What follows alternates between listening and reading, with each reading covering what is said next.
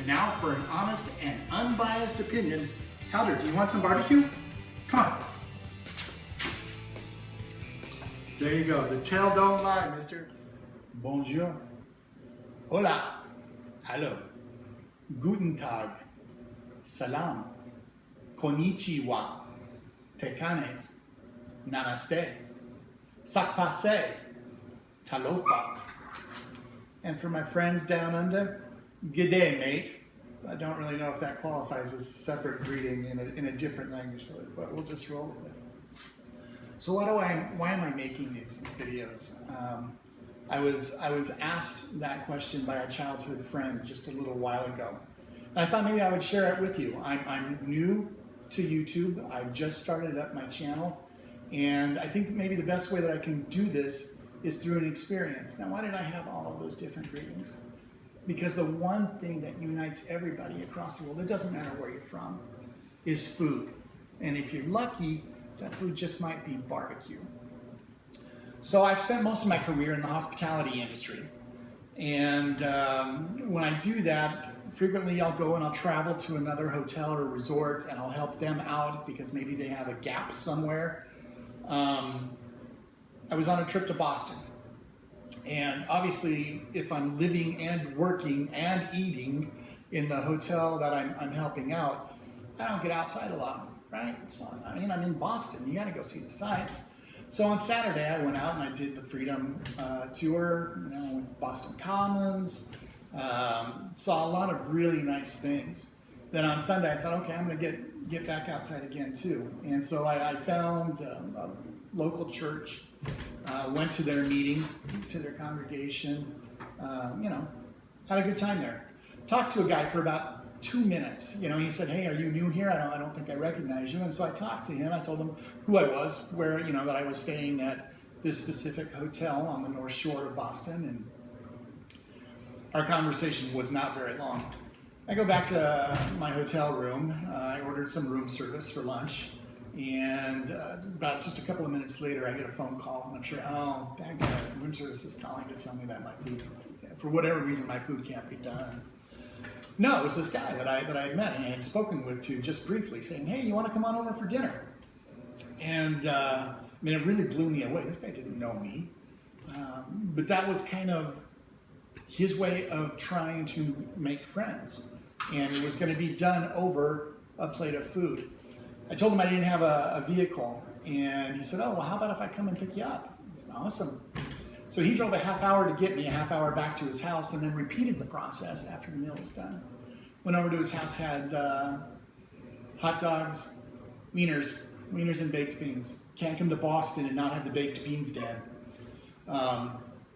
It was a fabulous meal. And it wasn't because of the food, it was because of the friendship and the getting to know people that I didn't know and feeling that love and that warmth. And the first thing that happened when I got there is he said, Dan, we have a tradition here.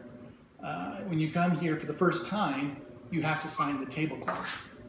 It's right over there on the table. And so I went over there and I looked at it, and then I looked at him, and then I looked at it again, and then I looked at him, and he said, yeah, I know, just try and find a place. So I had to write my name, Dan Olson, inside of somebody else's O for their name. That's all the space that there was on his tablecloth. I had asked him, do you have any idea how many signatures you had here? And he said, yeah, I stopped tracking it when I got over 2,000. And I was blown away. Here he was. He was a mechanical engineer teaching me about hospitality, and that's my career. I was inspired. So I came home, I bought myself a tablecloth. And now if you come over to eat, the first time that you eat here, you have to sign the tablecloth. And that's just kind of a culture. It's a fantastic tradition, trying to build that camaraderie, helping me to make new friends, and doing it over food. Food is just a wonderful vehicle for getting to know people. A lot of my good memories in life, family and friends, it includes food and things like that. I need to give a shout out. I had mentioned that I'm brand new to YouTube, and there's been several people in the YouTube community that have been very helpful to me. First and foremost is CJ, Cooking with CJ. I'll put a link to his channel later on in this. Other people that have been very helpful, supportive, providing me with great commentary along the way. You have Pickles Barbecue, you have Armadillo Pepper, you have No Hippie Barbecue and Cooking, which, by the way, if you look at his videos, and I recommend that you do, you'll notice that his countertops and his cabinets look almost exactly like mine, but I promise we don't live together. We don't even live in the same state.